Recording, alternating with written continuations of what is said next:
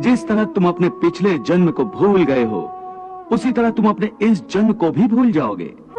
इस जन्म के रिश्तों का अर्थ तुम्हारे आने वाले जन्म में कुछ भी नहीं रह जाएगा।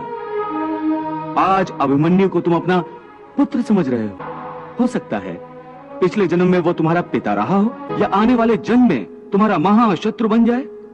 ये रिश्ते, ये नाते सब इस जन्म के हैं। इस जन्म से पहले या इस जन्म के पश्चात इन रिश्तों का कोई अस्तित्व नहीं रहता। ये काका, मामा, भाई, पुत्र, पितामह पिछले जन्म में कहां थे? तुम्हारे क्या लगते थे? और अगले जन्म में ये क्या होंगे, कहां होंगे? इसका उत्तर है तुम्हारे पास। इसीलिए कहता हूं कि जब शरीर नाशवान है तो ये रिश्ते भी नाशवान हैं, क्योंकि ये सब नाते शरीर के हैं।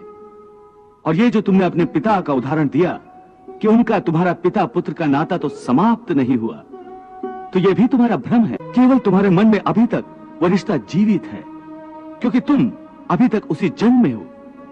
परंतु तुम्हारे पिताश्री इस समय जिस योनि में भी होंगे, उनके लिए वो रिश्ता समाप्त हो चुका है। पिछले जन्म में जब तुम्हारी मृत्यु हुई होगी, उस समय तुम्हारे सब संबंधी रिश्तेदार रोए होंगे। तुम्हारी पत्नी ने, तुम्हारे पुत्रों ने बहुत विलाप किया होगा। परंतु आज इस जन्म में तुम्हें याद भी नहीं कि किस किस ने तुम्हारी मृत्यु पर विलाप किया था। आज तुम्हारे लिए उनका या उनके रोने धोने का कोई मोल नहीं। इसलिए समझा रहा हूं कि ना किसी के मरने का शोक करो, ना किसी के साथ नाता टूटने का दुख मानो। ऐसे भी मेरी माया इतनी प्रबल है अर्जुन, कि जिन्हें तू समझता है कि तेरी मृत्यु के बाद शोक करेंगे, सारा जीवन रोते रहेंगे, वो भी असत्य है।